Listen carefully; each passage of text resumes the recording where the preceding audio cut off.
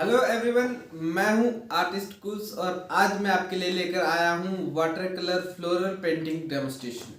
ये full length video है।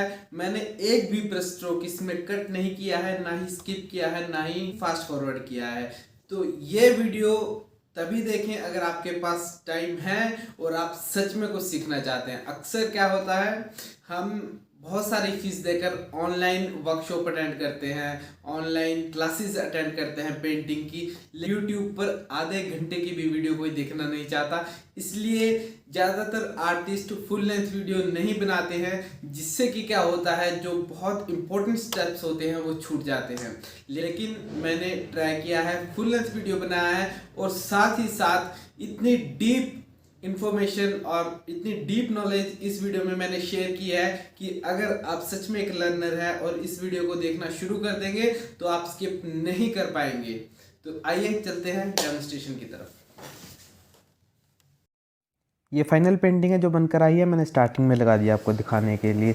तो सबसे पहले पेंटिंग में हम बैकग्राउंड के लिए पेपर को वेट कर लेंगे ताकि जब हम कलर अप्लाई करें तो उसमें स्पॉट ना बने, लाइनें ना बने।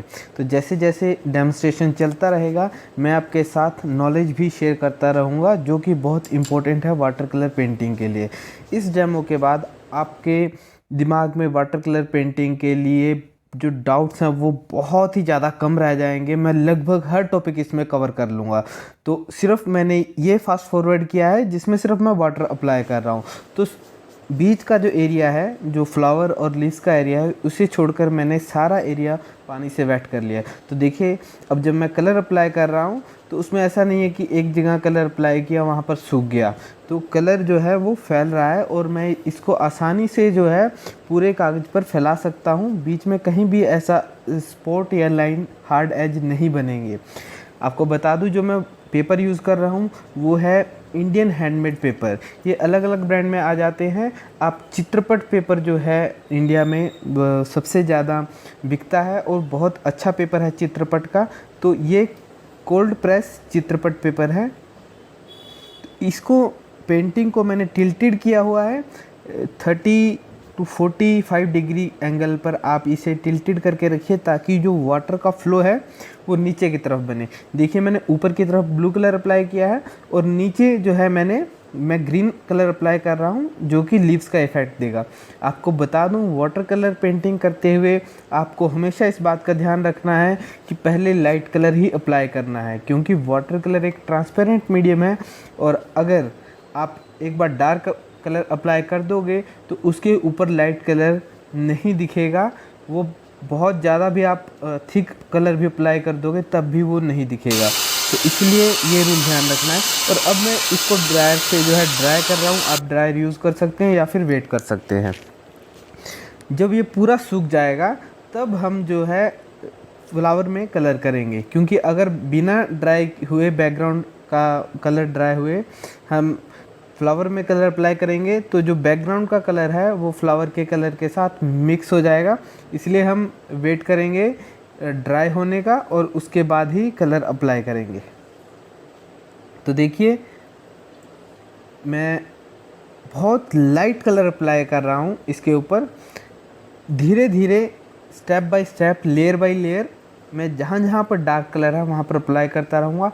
फर्स्ट टाइम में ही डार्क कलर अप्लाई नहीं करना है, ये बहुत ज़्यादा गलती करते हैं। और दूसरी बात, एक और चीज़ वाटर कलर करते ध्यान रखनी है कि पानी बहुत ज़्यादा लेना है। अक्सर हम क्या करते हैं, पोस्टर कलर की तरह ही वाटर कलर में भी बहुत ज़्यादा थिक कलर अप्लाई करते हैं, जो कि वाटर कलर के लिए अच्छा नहीं है। वाटर कलर एक ट्रांसपेरेंट मीडियम है।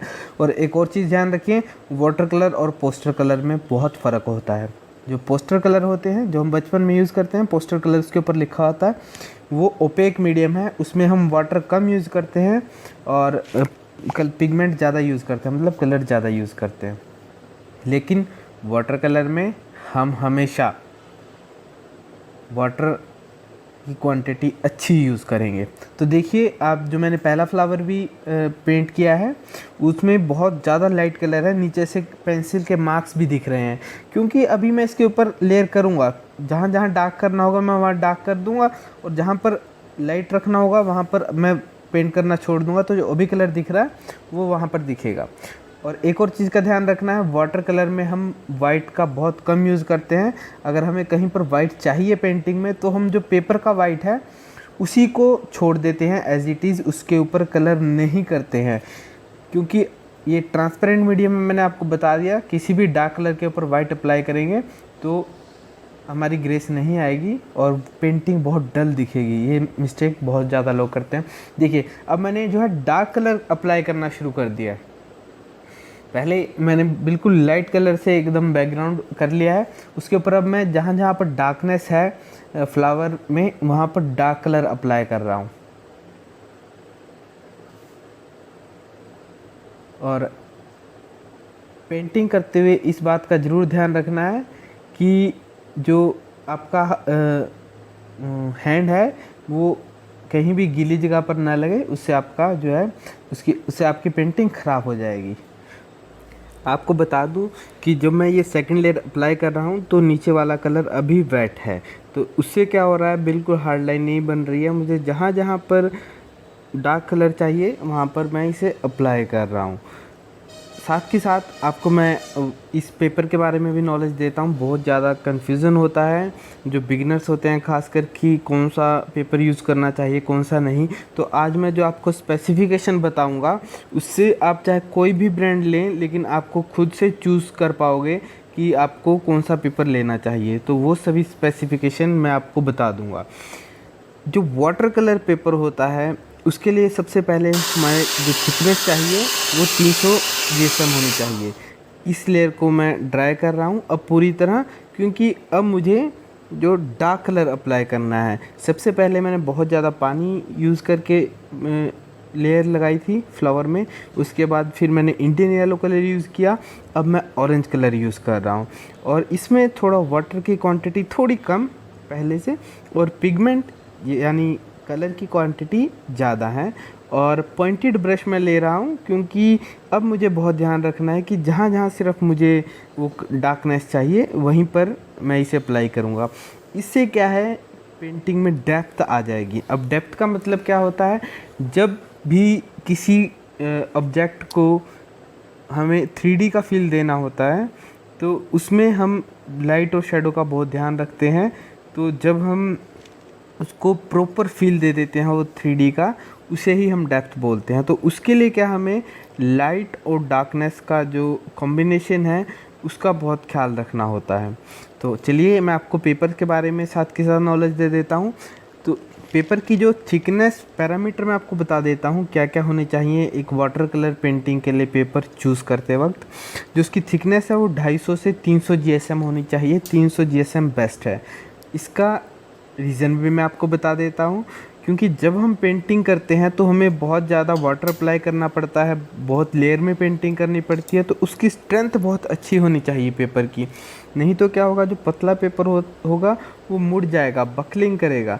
तो जिससे क्या होगा, जब वो ऊपर नीचे हो जाएगा तो आपका ब्रश नहीं चलेगा, आपको मज़ा नहीं आएगा काम करने में, पेंटिंग अच्छी नहीं बनेगी। उसके बाद जो दूसरा पैरामीटर है वो है cotton percentage. Water colour paper में मेंशन होता है, किसी भी ब्रांड का आप लोगे, कि इसमें कॉटन परसेंटेज कितनी है। तो कॉटन परसेंटेज 100% कॉटन जो पेपर होगा वही सबसे अच्छा होगा। उसकी वाटर एब्जॉर्प्शन कैपेसिटी बहुत अच्छी होती है, जो कि वाटर कलर पेपर के लिए बहुत ज़रूरी होती है, जिससे कि हम लेयर टू लेयर वर्क कर सकते हैं। हमारा पेपर ख़राब नहीं होता है, कलर बहुत अच्छा दिखता है पेपर के ऊपर। तो दूसरा पैरामीटर हो गया कॉटन परसेंटेज। तीसरा हो गया टाइप। तो 3 टाइप के वाटर कलर पेपर मार्केट में अवेलेबल रहते हैं मोस्टली। उसमें सबसे पहला आता है हॉट प्रेस। आप नोट भी कर सकते हो, साथ के साथ पोज करके नोट कर सकते हो। पहला आता है हॉट प्रेस, दूसरा आता है कोल्ड प्रेस, तीसरा होता है रफ टेक्सचर। तो हॉट प्रेस का मतलब क्या है, आप इससे याद रखिए कि जब हम प्रेस को गर्म करके कपड़े पर यूज़ करते हैं तो वो बिल्कुल प्लेन हो जाती है।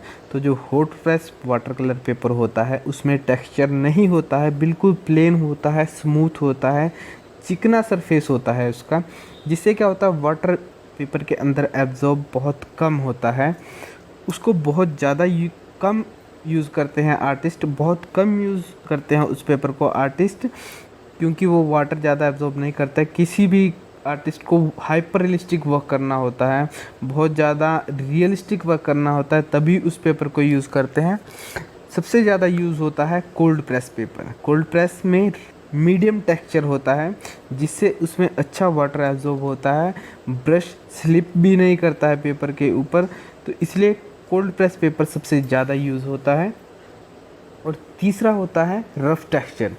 उसमें बहुत ही ज़्यादा टेक्सचर होता है, बहुत ऊबड़ खाबड़ जिसे हम कहें उसका सरफेस होता है। तो जहाँ भी हमें स्टोन लाइक सरफेस चाहिए होता है, वहीं पे हम वो पेपर यूज़ करते हैं। तो देखिए आपको फ्लावर में फील आना शुरू हो गया होगा, क्योंकि जहाँ पर डार्कनेस है वहाँ पर पता लग रहा है कि वो बहुत ज़्यादा गहराई वाला पोर्शन है, और जहाँ पर लाइट है वो बाहर की तरफ निकला हुआ पोर्शन है। तो ये किससे फील हो रहा है? जो लाइट और डार्कनेस दोनों का जो कॉम्बिनेशन है आपस में, उसी से ये फील आ रहा है। नहीं तो सरफेस तो 2D है, जिसके ऊपर पेंटिंग कर रहे हैं वो 2D सरफेस है, उस पर 3D फीलिंग कैसे आ रही है? जो हमने डार्कनेस और लाइटनेस उसका जो कॉम्बिनेशन बनाया है। तो यही आपको ध्यान रखना है। तो मेरा फुल लेंथ वीडियो बनाने का मकसद यही है कि आपको स्टेप बाय स्टेप पता चल सके। ऐसा ना आपको लगे कि मैंने बनाना शुरू किया था फिर उसके बाद मैं इसको स्किप कर दूं बीच के जो पोर्शन है, और एकदम फाइनल आपको दिखेगा तो कि ये कैसे हो गया, ये एकदम जैसे आर्टिस्ट लोग दिखाते हैं जादू जैसा हो गया। ऐसा कुछ नहीं है। तरीका होता है हर काम को करने का, पेशेंस होता है, टेक्निक होती है। अगर आप वो टेक्निक यूज़ करेंगे तो बिल्कुल आपका जो है पेंटिंग अच्छी बनेगी। और आपको बता दूं कि मैं जो फ्लावर पेंट कर रहा हूँ वो एक ही फ्लावर है, उसको मैंने 2 अलग अलग एंगल से उसका पिक क्लिक किया है और उसको एक ही मैंने पेपर में एडजस्ट किया है, कंपोजिशन बनाई है। तो फ्लावर ये एक ही है जो दोनों एंगल से क्लिक किया हुआ है। दूसरी, अब एक और बहुत ज़्यादा इम्पोर्टेंट आपको बात बता देता हूँ, इसलिए मैं कह रहा था कि आप बीच में स्किप करोगे तो मैं इतनी नॉलेज इसमें देने वाला हूँ कि आप अपना नुकसान ही करेंगे। तो अगर आप अब करना चाहते हैं तो स्किप कर सकते हैं, लेकिन मैं आगे भी बहुत सारी नॉलेज इस वीडियो में शेयर करने वाला हूँ। आप स्किप करेंगे तो आपका ही नुकसान होगा। और चैनल को सब्सक्राइब कीजिए अगर आप चाहते हैं कि मैं मोटिवेट हूँ वीडियो बनाने के लिए, और ऐसे और भी फुल लेंथ वीडियो अच्छी जिसमें नॉलेज मैं आपके साथ शेयर करूँ वो लेकर आऊँ। और बेल आइकन दबा लीजिए, लाइक कीजिए। अगर आप कोई टॉपिक चाहते हैं कि मैं किसी टॉपिक के ऊपर वीडियो बनाऊं तो कमेंट कीजिए, मैं 100% उस वीडियो पर टॉपिक बनाऊंगा, आपको रिप्लाई करके बताऊंगा कि मैं कब वो वीडियो बनाऊंगा या उसके यूट्यूब के ऊपर अपलोड करूंगा। अब मैं आपको बता देता हूं जो बहुत ही इम्पोर्टेंट एक और टॉपिक है कि अक्सर हम गलती कहाँ करते हैं। हम गलती करते हैं जब हम बिल्कुल सेम टू सेम एग्जैक्ट बनाने की कोशिश करते हैं। आपको बता दूं कि जो मैंने फ्लावर भी बनाया है, ज़रूरी नहीं है कि इसके सभी जो पत्तियां हैं वो एग्जैक्ट वैसी ही मैंने ड्रॉ की हैं जैसी रेफरेंस पिक में है। 2-3 पत्तियां अगर इसमें नहीं भी बनी, बीच में जो बिल्कुल बीच में बारीक वाली छोटी पत्तियां थी वो 1-2 अगर नहीं भी बनी तो उससे मेरी पेंटिंग के ऊपर कोई इफ़ेक्ट नहीं पड़ेगा। अगर मैं बिल्कुल सेम टू सेम बनाने जाऊंगा और तो वहाँ पर क्या होता है, बहुत सारी गलतियाँ होती हैं। इसलिए आपको हमेशा ध्यान रखना है, चाहे फ्लावर पेंटिंग है, चाहे लैंडस्केप पेंटिंग है, चाहे पोर्ट्रेट पेंटिंग है, कुछ भी है, आपको क्या करना होता है, पेंटिंग को पहले सिंप्लीफाई करना होता है। अब जब आप लैंडस्केप बनाते हो तो रेफरेंस पिक में हमारे पास इतना कुछ होता है कि हम कंफ्यूज हो जाते हैं कि क्या बनाएं क्या छोड़ें। उससे क्या होता है, जो हमारा मेन फोकस पॉइंट होता है उसके ऊपर फोकस ख़त्म हो जाता है। उससे पहले बीच में आपको बता दूं कि मैं देखो जो पहले फ्लावर में मैंने किया था वही अब मैं दूसरे फ्लावर में कर रहा हूं। जो डार्क टॉपिक थे, डार्क एरिया थे, उनको मैं कर रहा हूँ। एक बार आप पॉज कीजिए, अभी पॉज कर लीजिए और देखिए कि जहाँ पर मैं पेंट कर रहा हूँ जहाँ पर मैं डार्क करने वाला हूँ वहाँ पर कितनी कम डेप्थ दिखाई दे रही है, और जहाँ पर अब मैं कर रहा हूँ वहाँ पर अब एकदम से कैसे जो है डेप्थ आ गई है, गहराई आ गई है, 3D का लुक आ गया है। तो ये बहुत ज़रूरी होता है। हम क्या कई बार क्या करते हैं, थोड़ा सा हमें फील आना शुरू होता है पेंटिंग में, हम सोचते हैं बन गया बन गया, अब इसके आगे करेंगे तो शायद ख़राब हो जाएगा, हम डरते हैं। लेकिन जब लर्निंग है उसमें डरना नहीं है, उसमें हमें एक्सपेरिमेंट ही तो करने हैं। अगर हम एक्सपेरिमेंट नहीं करेंगे, हम अगला स्टेप नहीं लेंगे, तो हमें पता कैसे लगेगा कि अगला स्टेप गलत है या सही है। तो हमेशा फिर हम डर में ही पेंटिंग बनाएंगे। इस बात का आपको बहुत ध्यान रखना है कि थोड़ा सा फील आना शुरू हुआ, इसका मतलब ये नहीं कि पेंटिंग कंप्लीट हो गई है। आप उसमें प्रॉपर जहाँ पर डेप्थ देनी है वहाँ पर डेप्थ दें, और जहाँ पर आपको लाइट रखना है एरिया वहाँ पर लाइट रखें, जहाँ पर डिटेलिंग करनी है वहाँ पर डिटेलिंग कीजिए। जितनी डिटेलिंग करनी है उतनी ही डिटेलिंग कीजिए, सिंप्लीफाई कीजिए अपनी रेफरेंस पिक को। अब जो इसमें पत्तियां भी हैं, मैं बिल्कुल सेम टू सेम पत्तियां वो नहीं बनाने वाला हूं। अगर मैं वैसा बनाने की कोशिश करूंगा तो अननेसेसरीली बहुत ज़्यादा टाइम मेरा वेस्ट हो जाएगा, और इतनी सारी पत्तियां होती हैं कि वो सेम टू सेम मैं बनाने जाऊंगा तो मैं डिसअपॉइंटेड ही होऊंगा। तो नेचर है उसमें, किसी भी तरह पत्ती, अगर एक पत्ती का फेस एक तरफ को है तो वो दूसरे ही टाइम दूसरी तरफ को होगा। तो आप उसको किसी भी तरह बना सकते हो, वो फील आना चाहिए। देखिए अब मैंने जो डार्कनेस थी उसको थोड़ा और डार्क कर दिया है। अब मैंने ऑरेंज में रेड कलर मिक्स कर दिया है थोड़ा सा, और अब मैं उसे और ज़्यादा डेप्थ दे रहा हूँ। वाटर कलर में मैंने आपको पहले ही बताया ट्रांसपेरेंट मीडियम है। डार्कनेस का मतलब ये नहीं है कि आपने एकदम ट्यूब से निकाल कर कलर अप्लाई कर दिया और वो डार्क हो जाएगा, नहीं। आपको जो कलर की वैल्यू है वो बढ़ानी है, लेकिन कलर थोपना नहीं है वाटर कलर पेंटिंग में। अब साथ में मैं आपको कलर के बारे में भी बता दूं। जो कलर इस पेंटिंग में मैंने यूज़ किए हैं वो कैमलिन के आर्टिस्ट ग्रेड ट्यूब कलर है, जो कि इजीली मार्केट में अवेलेबल है। और एक और बात आपको बता दूं, जो प्लस पॉइंट, मैं इस वीडियो के डिस्क्रिप्शन में पेपर का लिंक, कलर का लिंक, ब्रशेस का लिंक, कलर पैलेट का लिंक, जितनी भी चीज़ें इस पेंटिंग के लिए या फिर कोई भी वाटर कलर पेंटिंग के लिए हमें चाहिए वो मैं डिस्क्रिप्शन बॉक्स में डाल रहा हूँ। जो आपको बेस्ट लगे, जो आपको अपने बजट में लगे वो आप खरीदिएगा। अब एक फ्लावर पर मेरी डेप्थ कंप्लीट हो चुकी है। अब दूसरे फ्लावर पर मैं, देखिए जहाँ पर ऑरेंज था वहाँ पर ऑरेंज में थोड़ा सा रेड मिक्स किया मैंने, और जहाँ जहाँ अब बिल्कुल कोई कोई ऐसी जगह है जहाँ पर बिल्कुल एकदम डार्कनेस चाहिए वहाँ पर मैं इसे अप्लाई कर रहा हूँ, तो जिससे कि जो है फ्लावर में 3D आ रहा है। अब ये फ्लावर के लिए ही नहीं है, ये हर उसके लिए है, हर पेंटिंग के लिए है, वाटर कलर के लिए, ऑयल के लिए, एक्रेलिक के लिए, किसी भी पेंटिंग के लिए, कि आपको जो है डेप्थ ज़रूर उसकी यूज़ करनी है। टेक्निक्स अलग अलग होंगी मीडियम के हिसाब से। तो जैसे कि मैंने वाटर कलर में आपको बता दिया कि आपको हमेशा लाइट से डार्क की तरफ ही जाना है। एक्रेलिक और ऑयल में आप डार्क के ऊपर लाइट कलर भी कर सकते हो एक बार सूखने के बाद, लेकिन वाटर कलर में ऐसा नहीं है। तो थोड़ा पेशेंस रखना होता है वाटर कलर में। और वाइट, देखिए जहाँ जहाँ पर अब आपको वाइट दिख रहा है वहाँ पर मैंने वाइट कलर तो अप्लाई नहीं किया है।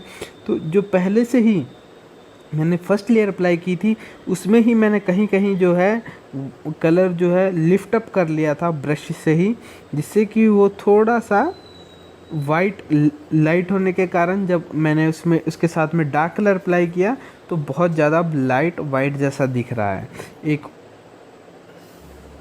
अब मैं लीव्स पेंट कर रहा हूँ और सिंगल स्ट्रोक से, डबल स्ट्रोक से मैं लीव्स बनाऊंगा। ये धीरे धीरे वो आउटलाइन बनाकर उसके बीच कलर करने वाला तरीका बिल्कुल अच्छा नहीं होता है। आप जो है राउंड शेप ब्रश लीजिए और उससे 2 स्ट्रोक में ही ऐसे लीव्स बनाइए। एक और जो मैं आपको बात बताना चाहता हूँ, बहुत ज़रूरी है, बहुत ध्यान में रखने लायक है, वो अगर आप धीरे धीरे पेंटिंग करेंगे तो आपको समझ आएगा वाटर कलर की टेंडेंसी होती है कि जब हम इसे अप्लाई करते हैं तो सूखने के बाद ये लाइट हो जाता है। अक्सर क्या होता है, हम कलर अप्लाई करते हैं और सोचते हैं पेंटिंग अच्छा, हमें जो डार्कनेस चाहिए थी वो मिल गई, लेकिन जैसे ही वो सूखता है तो वो एकदम लाइट हो जाता है, जो उसकी ग्रेस है वो कम हो जाती है। फिर हम परेशान होते हैं कि बनाई तो हमने अच्छी थी, क्या हो गया। तो इस बात का भी आपको पहले से ही ध्यान रखना है। उससे क्या होगा, जब आपको ये ध्यान होगा कि वाटर कलर लाइट हो जाते हैं सूखने के बाद, तो आप पहले से ही उसकी वो डार्कनेस मेंटेन करके रखोगे जो आपको चाहिए। अब इसमें क्या था, मैंने देखिए जैसे जो बैकग्राउंड में ग्रीन कलर अप्लाई किया था वो मैंने बहुत लाइट कलर अप्लाई किया था, क्योंकि मैं वाइट नहीं छोड़ना चाहता था बैकग्राउंड। लेकिन इसका मतलब ये नहीं है कि वो फाइनल कलर है। उसके ऊपर अब मैं लीव्स बना रहा हूँ। अब एक और चीज़ मैं आपको बता दूँ, जो मैं ये लीव्स बना रहा हूँ ये बाद में लाइट दिखेंगी आपको, जब मैं बचे हुए बैकग्राउंड में इससे भी डार्क कलर कर दूंगा। उसे कहते हैं हम नेगेटिव पेंटिंग। जब हम बैकग्राउंड में कलर करके उसके बाद जो सामने वाली चीज़ होती है उसकी शेप को डिफ़ाइन करते हैं, वो जब हम करेंगे तो मैं आपको बताऊंगा अभी, आपको पता लग जाएगा, वहाँ पर समझ आ जाएगा। तो उसको कहते हैं नेगेटिव स्पेस पेंटिंग। तो अभी क्या है, मैं जस्ट आइडिया ले रहा हूँ कि मेरी लीव्स कहाँ कहाँ होनी चाहिए। उसके बाद मैं डार्क कलर से, इससे भी डार्क कलर से, ग्रीन में मैं ब्लू मिक्स कर लूँगा, उससे मैं बैकग्राउंड जब कर दूँगा तो ये जो अभी मैं डार्क कलर आपको लग रहा है लीव्स का, ये बैकग्राउंड से फिर लाइट दिखेगा। ठीक है, क्योंकि लीव्स के बाद जो एरिया बचेगा वहाँ पर काफ़ी ज़्यादा शेडो रहती है, लाइट कम पहुँचती है, तो वो पोर्शन है वो डार्क ही होगा। और एक और बात जो मैंने आपको स्टार्टिंग में ही बता दी थी कि ज़रूरी नहीं है आपको सेम टू सेम ही एग्जैक्ट पेंटिंग बनानी है रेफरेंस पिक से। देखिए इसके कितने सारे एग्जांपल इस पेंटिंग में है। अब मैंने ग्रीन के साथ ब्लू भी मिक्स कर लिया है, कोई सा भी ब्लू, मैंने इंडिगो ब्लू मिक्स किया है, और अब मैं बैकग्राउंड में कलर कर रहा हूँ। उससे क्या है, जो लीव्स का शेप है वो ज़्यादा डिफाइन हो जाएगा और लीव्स फिर हमें लाइट लगेंगी, लाइट कलर की लगेंगी, क्योंकि बैकग्राउंड डार्क हो जाएगा।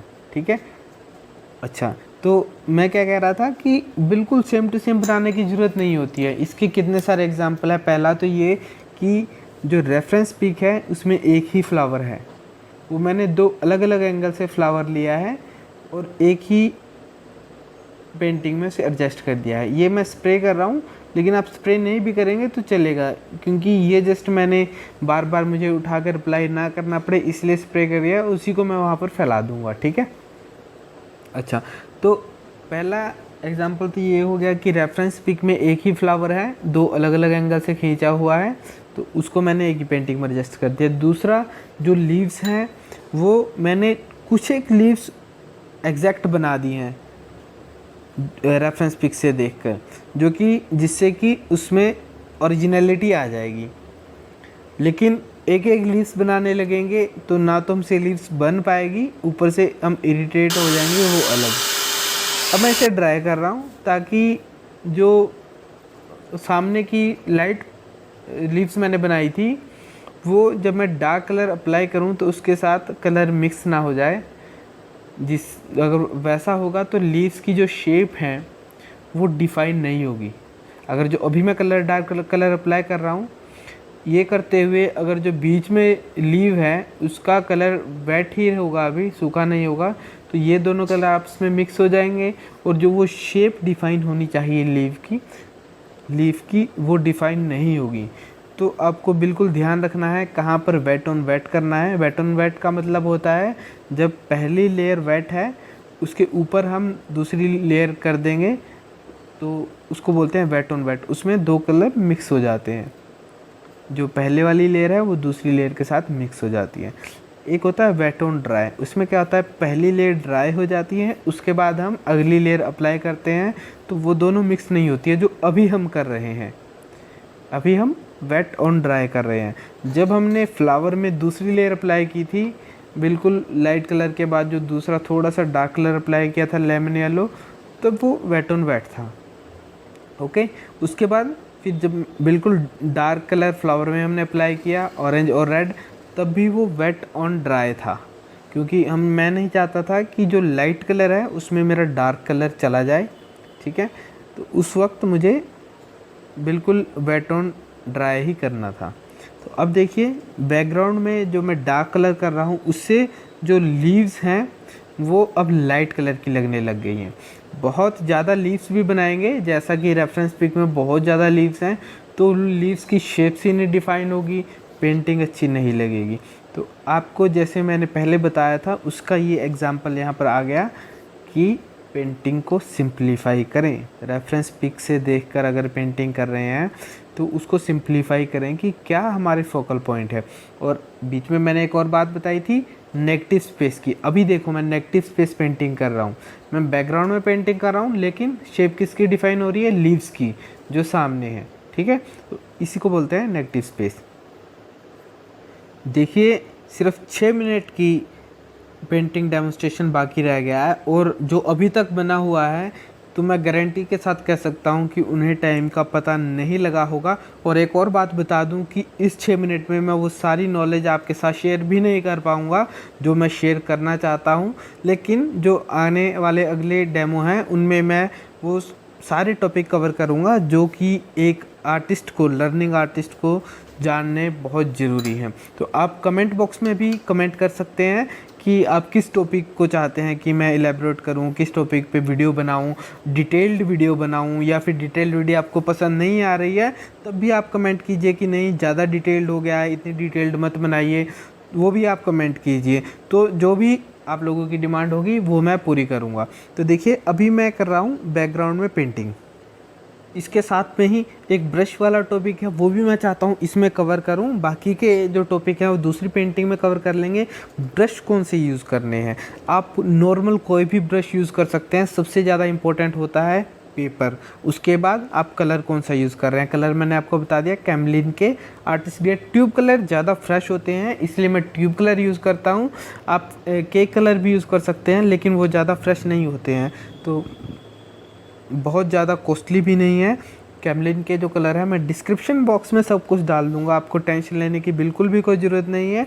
सिर्फ आप कमेंट करके ये बताइए कि आप और क्या चाहते हैं कि मैं किस टॉपिक पर वीडियो बनाऊं। मैं ऑयल पेंटिंग भी करता हूं, मैं एक्रेलिक पेंटिंग भी करता हूं। अब बात करते हैं ब्रशेस की। तो मैं आपको बताया कि सबसे इम्पोर्टेंट होता है पेपर। पेपर की जो स्पेसिफिकेशन बताई वो ज़रूर होनी चाहिए। उसके बाद कलर और फिर ब्रश। ब्रश नॉर्मल भी चल जाएंगे, लेकिन अगर आप चाहते हैं कि आपको और ज़्यादा अच्छे ब्रश यूज़ करने हैं तो कोशिश कीजिए गोट हेयर अगर ब्रश होंगे तो उससे क्या होगा, उसकी वाटर होल्डिंग कैपेसिटी बहुत ज़्यादा होती है जो कि हमें वाटर कलर पेंटिंग के लिए बहुत ज़रूरी चाहिए होती है। ध्यान रखिए वाटर होल्डिंग कैपेसिटी, इसको दिमाग में बिठा लीजिए। ये एक सबसे बड़ी स्पेसिफिकेशन है वाटर कलर पेंटिंग के जो ब्रश हैं। इसको बिल्कुल भी एक्रेलिक और ऑयल की तरह मत समझिएगा। तो ऑयल की टेक्निक अलग होती है, एक्रेलिक की अलग होती है, मैं सिर्फ यहाँ पर वाटर कलर की बात कर रहा हूँ। ठीक है, अभी मैं जो लीव्स हैं उनके बीच में थोड़ी सी डिटेलिंग दूंगा, हल्की हल्की, बहुत ज़्यादा डिटेलिंग नहीं दूंगा, थोड़ी सी डिटेलिंग दूंगा जिससे कि उसमें जो ओरिजिनल फील आना शुरू हो जाएगा। और दो मैं बर्ड्स भी बनाऊंगा ऊपर की तरफ जो कि रेफरेंस पिक में नहीं है, रेफरेंस पिक में कहीं नीचे की तरफ है जो दिख भी नहीं रही है, लेकिन मैंने आपको पहले ही बताया था कि हमें देखना है कि क्या हमारी पेंटिंग के लिए अच्छा है।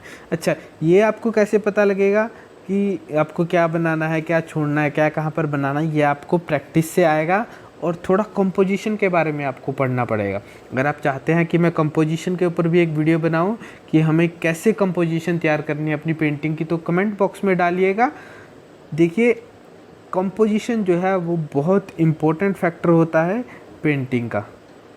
बहुत ज़्यादा नॉलेज है शेयर करने के लिए, लेकिन सिर्फ 2 मिनट रह गए हैं तो अब मैं सिर्फ पेंटिंग की ही बात करूँगा। एक और बात बता दूँ आपको कि इसकी स्केचिंग मैंने पहले से की हुई थी। अगर आप चाहते हैं कि मैं स्केचिंग के ऊपर भी वीडियो बनाऊं तो वो भी कमेंट बॉक्स में डालिएगा। अच्छी लगी बुरी लगी दोनों मुझे बताइएगा। अच्छी लगी तो सब्सक्राइब ज़रूर कीजिएगा, अच्छी नहीं लगी तो सब्सक्राइब बिल्कुल मत कीजिएगा, और कमेंट करके मुझे बता दीजिएगा प्लीज़ कि ये अच्छी नहीं लगी, तो यार मुझे आगे से ध्यान रहेगा कि कैसा कंटेंट मुझे बनाना है। देखिए अब मैं इसमें डिटेल दे रहा हूँ, पेंटिंग में, और लगभग जो पेंटिंग है वो तैयार हो चुकी है।